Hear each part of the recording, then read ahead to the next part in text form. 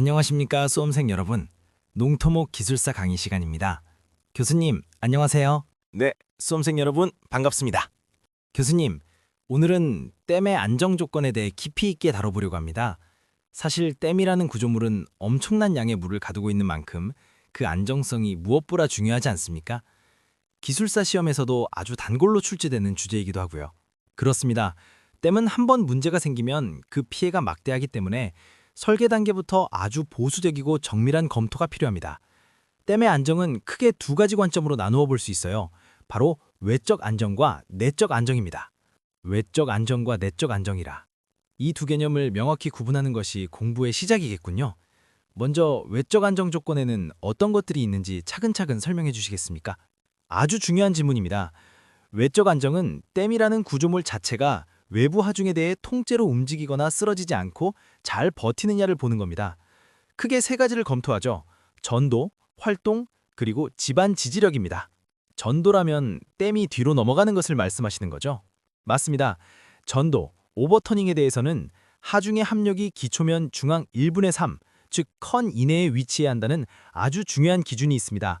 합력이 이 범위를 벗어나면 댐 끝부분에 인장력이 발생하거나 들릴 위험이 있기 때문이죠. 아주 천천히, 신중하게 검토해야 할 대목입니다. 그렇군요. 합력이 중앙 3분의 1 안에 들어와야 한다. 수험생분들이 꼭 암기해야 할 포인트네요. 그럼 두 번째인 활동은 무엇인가요?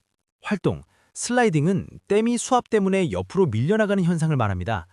이를 방지하려면 댐 바닥면의 마찰력과 점착력이 수평력보다 충분히 커야 합니다. 보통 안전율을 1.5 이상으로 확보하는 것을 원칙으로 합니다. 1.5라는 숫자가 주는 안정감이 설계의 핵심이죠. 마지막으로 집안 지지력은 댐의 무게를 바닥 집안이 견딜 수 있는지를 보는 것이겠네요. 정확합니다. 댐에서 발생하는 최대 압축 응력이 그 집안이 견딜 수 있는 허용 지지력보다 작아야 합니다. 만약 집안이 약하면 댐이 침하하거나 균열이 생길 수 있으니까요. 이 세 가지가 갖춰져야 비로소 외적으로 안정하다고 말할 수 있습니다.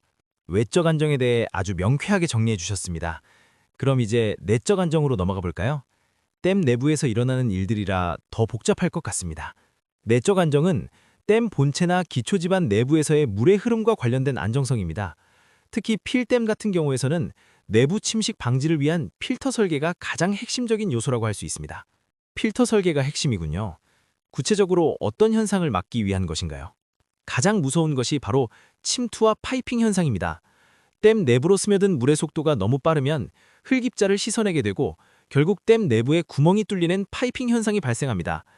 이를 막기 위해 필터와 드레인을 적절히 배치하여 침투 유속을 한계 이하로 제어해야 합니다. 아, 물의 길을 잘 다스려야 한다는 말씀이시군요. 사면 안정에 대한 부분도 내적 안정에 포함되나요? 그렇습니다. 댐의 상류와 하류 사면이 자체 무게나 수압, 그리고 갑작스러운 지진 등에 대해 구조적으로 무너지지 않고 버텨야 합니다. 이것 또한 내적 안정의 중요한 한 축이죠. 교수님 설명을 듣다 보니 댐에 작용하는 힘들이 정말 다양하다는 생각이 듭니다. 안전 검토를 할 때 어떤 하중들을 고려해야 하는지도 궁금합니다. 아주 중요한 포인트입니다. 하중은 크게 세 분류로 나뉩니다. 먼저 주요 하중으로는 댐의 자중, 정수압, 그리고 바닥에서 밀어올리는 양압력이 있습니다. 이 세 가지는 항상 기본적으로 고려해야 하죠. 자중, 정수압, 양압력. 여기에 덧붙여 부차적인 하중들도 있겠지요. 그렇죠. 댐 뒤에 쌓이는 흙의 압력인 퇴사압, 겨울철 얼음이 미는 빙압, 그리고 파도에 의한 파압 등이 부차적 하중으로 들어갑니다. 그리고 요즘 특히 중요하게 다뤄지는 것이 특수하중인데 대표적인 것이 지진하중입니다. 지진 시 발생하는 관성력과 동수압을 반드시 계산에 넣어야 합니다. 최근 기후변화가 심각해지면서 설계 시 유의사항도 예전과는 달라졌을 것 같습니다. 정말 예리한 지적이십니다. 이제는 단순히 과거의 데이터를 따르는 정적 해석만으론 부족합니다. 구조물의 실제 거동을 파악하기 위해 동적 해석 기반의 내진 검토를 수행해야 합니다. 또한 기후변화로 인해 예상치 못한 폭우가 올 수 있으므로 PMP, PMF 변화를 반영하여 댐의 여유고를 다시 산정하고 방류 능력을 재검토하는 것이 필수적입니다. 정말 댐 하나를 짓고 관리하는데 엄청난 기술과 정성이 들어가는군요. 마지막으로 유지관리 측면에서는 어떤 노력이 필요한가요? 요즘은 IT 기반의 실시간 모니터링이 대세입니다. 간극 수압이나 침하 정도를 실시간으로 계측하여 변이를 확인하고 누수량을 정밀하게 측정해서 파이핑 현상을 조기에 발견해야 합니다. 이런 데이터들을 주기적으로 분석해서 안전진단을 수행하는 것이 현대적인 댐 관리의 핵심이라고 할 수 있습니다. 교수님, 오늘 강의 내용을 요약해서 정리해 주세요.